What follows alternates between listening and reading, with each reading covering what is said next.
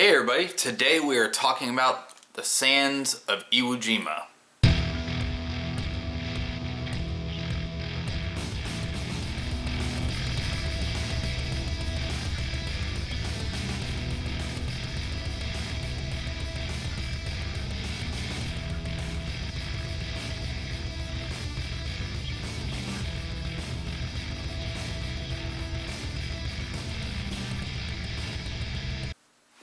Welcome back everybody.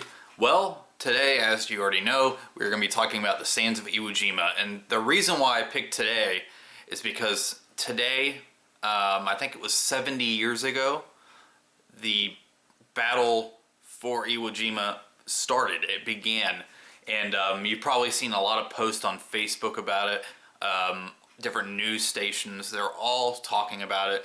And, I just started thinking how big of a deal that used to be to me when I was younger, because I had family members that were in World War II, and I specifically had a family member that was on that front during World War II, and so it always was a part of my life, and like learning about all that stuff. And that's why I really chose to do this video today. I'm a big history buff. I always have been. In college, instead of taking regular electives, I took all history courses. Like, I just was obsessed with all history. And so growing up, I was always reading books about, different battles, just different things in general. Like, if you've seen any of my past videos where I've talked about my history of the love of film, it actually all started because of my love of war films and the learning that I got from watching all those films. And so that's how it all started. And, this film is actually, a little bit closer to my heart than a lot of other movies. And I don't always consider it like one of my all-time favorite films. It's not really one of my all-time favorite films. It's just a film I've always revisited, and it would probably be on my top 30 or top 40 list of my favorite films. But the meaning behind it and like what it's meant to me in my life is huge. And I will go ahead and tell you why. When I was younger, I used to watch a lot of films with my parents. And sometimes I would wake up in the middle of the night when I was a kid. And I'm talking about my earliest memories when I was like 4 or 5. I have a very vivid memory of seeing a film where a character, a guy, was in a soldier's outfit, and he was saying that his name was Sergeant Stryker. And I remember when I was a little kid, I woke up in the middle of the night and I went to go probably cry to my mom or cry to my dad that I couldn't sleep or I was having a nightmare. And they were watching this film. It was like on AMC late at night one night, and they were still awake. I'm saying late at night one night, but since I was so young, I could barely remember it. It was probably only like 7 o'clock in the evening. Whereas in my, as a kid, 7 o'clock in the evening is like 3 in the morning, because kids want to go to bed young or really early. And so I was like, man, that Sergeant Stryker moment just kind of that's a moment that I always remember. It's like one of my earliest memories. Also, The Longest Day, the scene where the bells are ringing in St. Mary Glees, and they're trying to put out that fire. That was another scene that I saw. Casablanca, there's scenes of that I remember watching, or I may have watched it one time when I was younger, but it's like stuck in my brain as a kid. And so basically, when I was 8 or 9, when I was like really hardcore getting into these war films, like classic war films, because of all the World War II books that I was reading, I started remembering. I was like, what movie was that a guy said his name was Stryker? And I mentioned it to my parents at the time, and I didn't reference John Wayne, I didn't reference anything, so they just said, they didn't really know what I was talking about, because I was like, what's this movie where this guy said Stryker? I remember that. Like when I was like, really, one of my earliest memories was seeing somebody on a TV say their name is Stryker. And so my parents didn't really know what I was talking about, because I don't even think I referenced if it was a movie. Maybe they thought I was talking about a TV show. And So like throughout my life, like when I was a kid growing up, I would always revisit that question. I would be like, okay, who is this Sergeant Stryker guy? And there's still memories of movies that I have that like I still don't know what movies they were. Um, I used to, in the early days of IMDb, I would actually go into the forums and ask people about something, and they would try to tell me what movie it was, and like none of the answers were correct, and that's when I got an answer. So and so there's still some memories like that. I'm sure you all have memories like that. Luke, I know you're watching this, but I know you had the same memory about Porco Rosso, like with your grandparents. I think it was your grandparents, and you remember scenes of it, but you couldn't figure out what movie it was. And then when you got older, you're like, this is it. And so it was like a huge nostalgic, mind blown moment. So yeah, I was like 9 years old, and I was going through watching a bunch of war films, and I came across Sands of Iwo Jima, and I was like, oh sweet, it's a John Wayne film. I'm a huge John Wayne fan, so I was like, yeah, I'll go ahead and watch that. And so I rented it from Blockbuster, and I remember getting home, putting it in, and I was like, this is a really good film. And when he, I think like 10 minutes into the movie, when he comes on screen, he walks into the tent, and he's like, the name's Stryker, Sergeant Stryker, John M. Stryker. I think it was his middle name started with an M. Like my brain went, woo! Like I was blown away. I was like, oh my gosh, I randomly stumbled upon this. This is Sergeant Stryker! And then I remember when that happened, I ran out to the living room. I told my dad, I was like, Dad, remember I would always ask about Sergeant Stryker? I found the movie. He's like, oh yeah, we used to watch that movie all the time. I just didn't understand. I think he basically said he didn't really understand what I was asking. I just said, a little kid walking up to him saying, Stryker, Stryker, or something like that. So my mind was blown. And so since then, I rented it a bunch of times. I watched it on TV whenever it was on TV. It has just always been a film that was stuck in my brain. And it probably was just because of that one scene. When I was young, that was probably like my first introduction into, John Wayne and the persona that he had. And so waking up in the middle of the night, walking out, watching and then I'll just see this guy walking, my name's Stryker. Like it really stuck, it resonated in my head. Like the image of that was burned in my head, and I was like, movies. And, I have scenes of Casablanca stuck in my head that was burned in my brain from when I was a kid. Like it's almost like, like my brain, when I was a kid was basically like a, what's it called? Like a camera. And random spots when I was a kid, I just have a flash, like an exposure that is an image, and that's from whatever movie I was, watching. So this movie has just always been a part of my life. I love every aspect of this film. It's, of course, one of those films that, basically I think they call it a flag-waving war film, and one that's, it's based on actual events, but it has a bunch of, that patriotism. A lot of people say, American patriotism, and I know a lot of people say it's just like pure propaganda and all that stuff. Like, yeah, I completely understand that, but it doesn't mean it's not entertaining. And so, it's always a feel-good film to me. And a lot of that, too, is probably because I'm an American, and that's, it really tries to pull up the morals of, the American, and really the Allies at the time. When this movie came out in 1949, it was basically, the world was still feeling the effects of the ending of World War II. And so this film, and even some, British films, what film is it? Henry V. William Shakespeare's Henry V, directed by and starring Laurence Olivier. Let me see. 1944. This film was heavily made and kind of, it's pretty much word for word like, Henry V, the play. But it's changed a tad to kind of give a boost of morale to, Great Britain, and it was used heavily to help, promote, the war effort.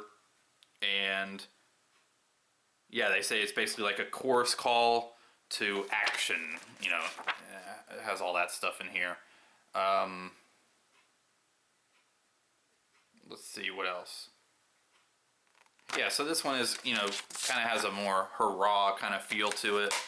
And well, I love that film too. So that's basically what kind of, that's the kind of, it was around that time period where they were coming out with a lot of films that were trying to boost morale of whatever country they were, talking about or referring to.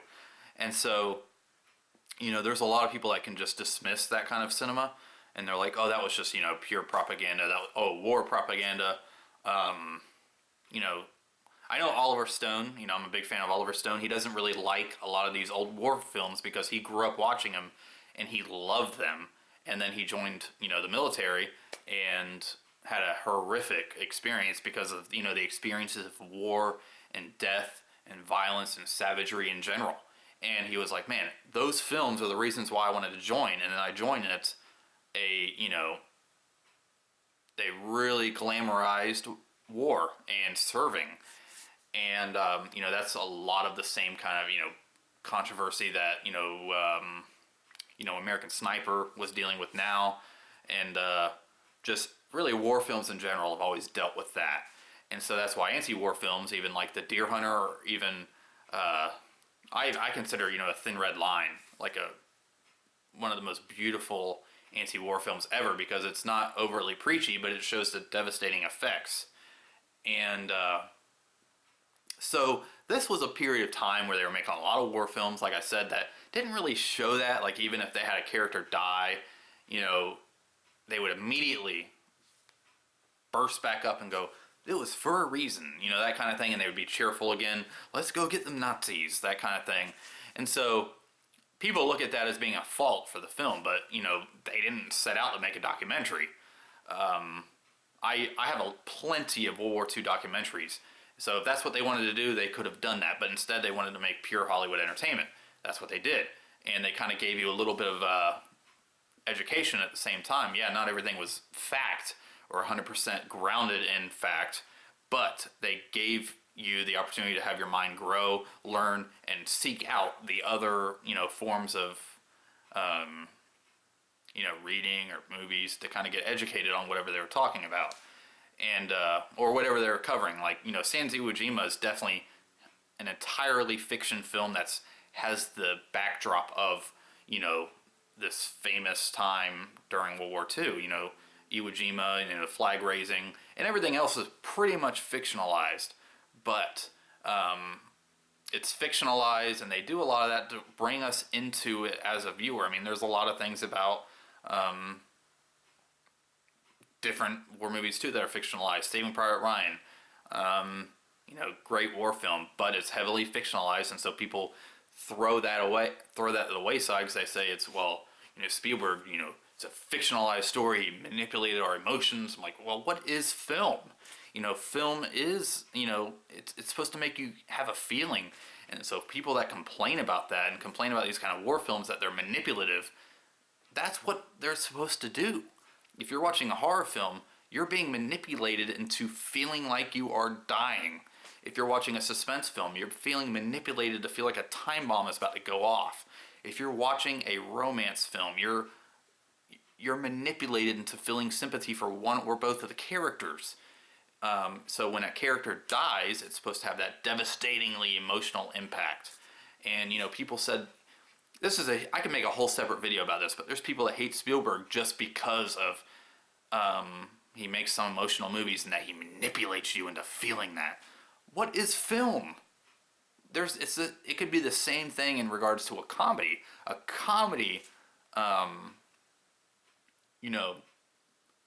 guess it manipulates you into feeling happy. And so I always just, throw that argument aside. But then I'm very optimistic and I look at everything in a very film in a positive way. There's rarely a film I like. And dare I say that I really loved Transformers 4 last year, and I really loved Blended, which I do. Heavily entertaining, both of those films. People will crap on me because of that, but I don't care. I'm not just a stuck-up cinephile that only watches important films, because the reason why I like films anyways is because it entertains me and I enjoy it. So yeah, I got a little sidetracked, but so yes, that's the kind of war film that Sands of Iwo Jima is. Very inaccurate, but entertaining at the same time, and it gives some good, life lessons too about, rushing to judgment on character, forgiveness, really. And that's really what I love about this film, is because, it's basically, Stryker, played by John Wayne, is a sergeant, and he's commanding a group of men through this time period during World War II, and he is ruthless, and the guys just do not like him. And it's one of those things where he is ruthless, and it kind of unites the men against him. So it's like they're a team, but he had to give them that motive. But he's a complex character, because Stryker, he has this.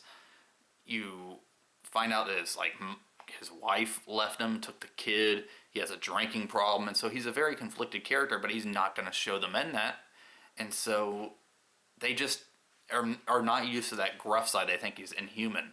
And of course, throughout the movie that begins to change, and as all the characters grow, and so it really has a lot of that whole, one of the characters, I guess you could say the main character other than John Wayne, he has a lot of father issues. He really cannot stand his dad growing up was like, son, you're going to be strong, you're going to be blah, blah, blah, you're going to whip everybody's ass, basically. He was very, very stern in that way.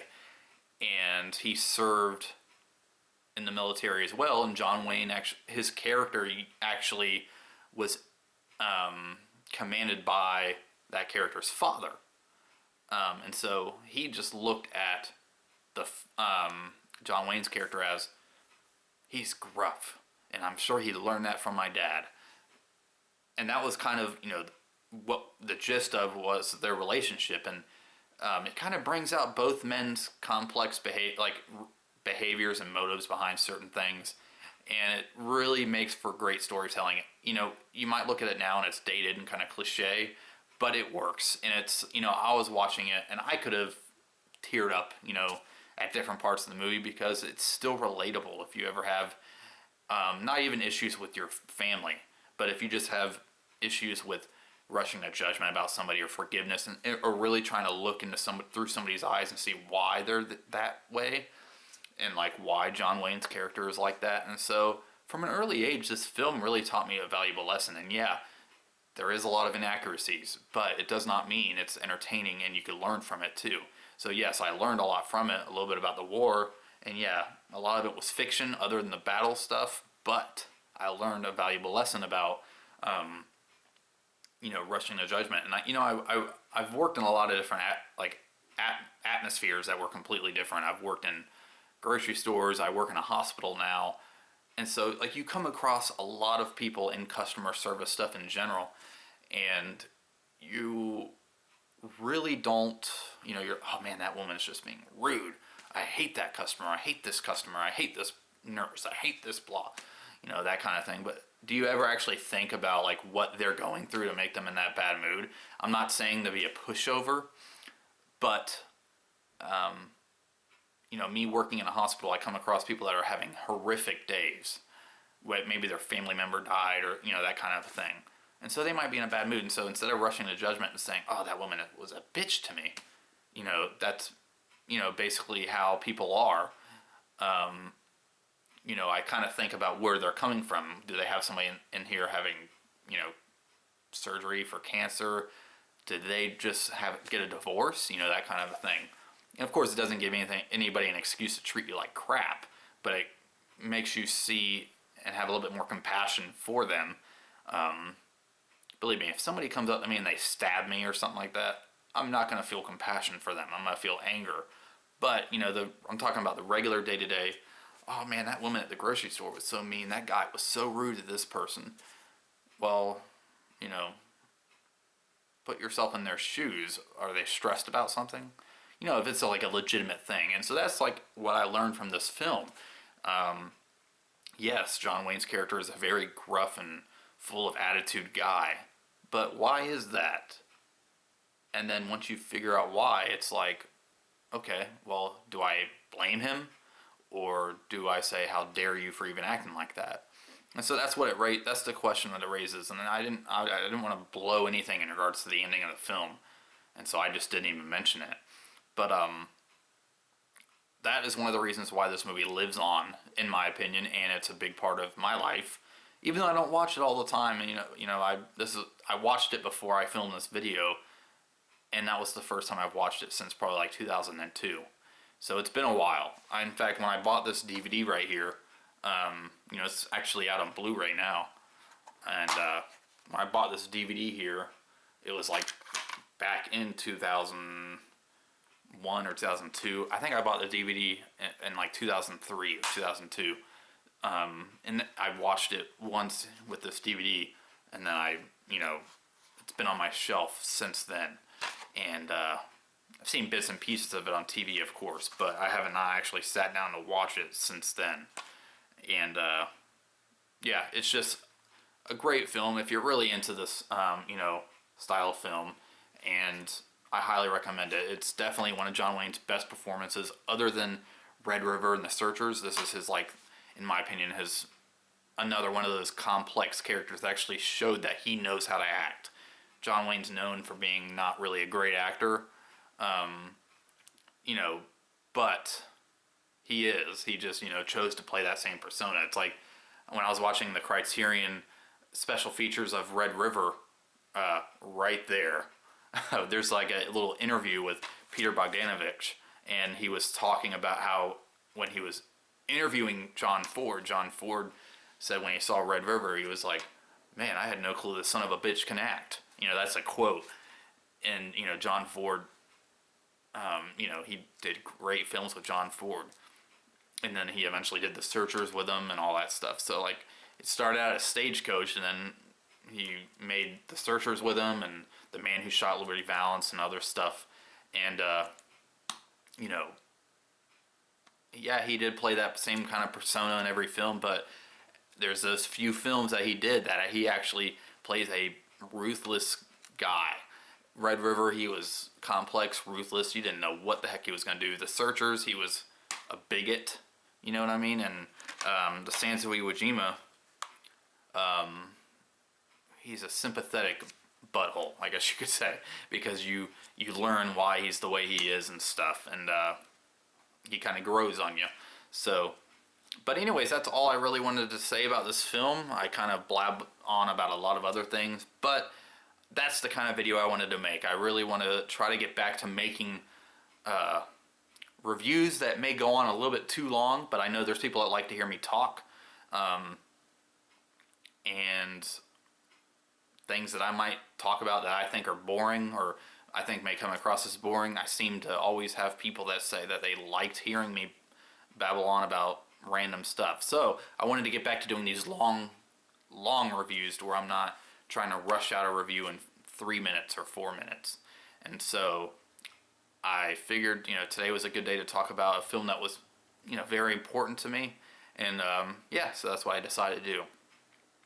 Thank you so much for watching. Thank you for supporting me. Thank you for supporting my Patreon. Thank you for all your support you've given me over the past 4 years and more. And I'm just very thankful, and I'm not stopping anytime soon. Remember, in the next couple months, we're going to have Michael Keaton Week. I'm in the middle of filming all those episodes now. We're going to be having my 24-hour movie marathon challenge, and I'm going to be doing the guidelines and announcement video on March 1st. And so get ready for that. It's going to be the 4th annual 24-hour movie marathon. 4th! Can you believe we've done it 4 years in a row? This is awesome. And I was talking to Luke about it, and we were saying how it's funny how the marathon started out as a simple video of us watching movies for 24 hours. Then the second year, we started giving little plots to our videos. And then by the third year, which was last year, of course, Luke's video was 3 hours long, and it had a bunch of different things. I mean, it was like he was traveling across the world. It had a little plot to it to drive along the narrative of watching movies to where it wasn't just boring. And I had like an Inception type. And I just had these little plot points with a bunch of different... And then it turned into these videos that we're making with a bunch of cameos of people. And, yeah, I mean, it's just... And who knows, maybe year 10 we're actually going to have a feature-length theatrical release film. I doubt it, but thank you so much for watching, and I will see you guys in the next video. Take care.